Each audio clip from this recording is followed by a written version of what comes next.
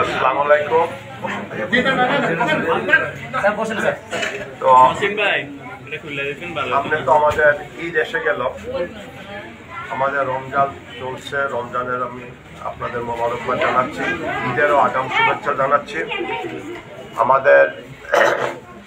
আমার ব্যক্তিগত পক্ষ থেকে আমি তোমাদের সাথে মিটিংও করেছিলাম, করে বলেছিলাম যে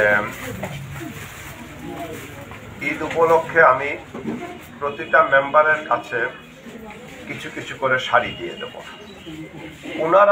ওনাদের বিচার বিবেচনায় যারা প্রাপ্য তাদেরকে দেবে। কারণ এটা তো সত্যি কথা, আমি সবার খবর জানি না, সবার হাড়ির খবর জানি না, কার কি অর্থ আছে সেটা আমি জানি না। ওনারা তাদের ভোটে নির্বাচিত হয়েছেন, ওনারা তাদেরকে দিয়ে দেবেন।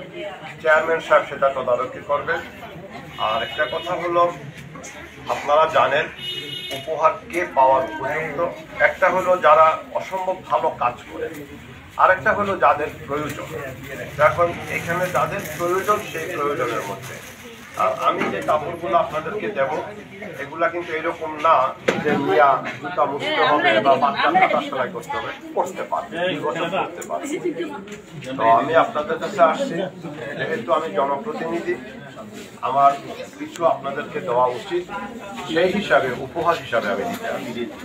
আপনাদের সবাইকে ধন্যবাদ। চেয়ারম্যান সাহেবকে আমি কিছু দেই নাই, কারণ চেয়ারম্যান সাহেব নিজেই দেবেন, আর না হলে আমি দেবো।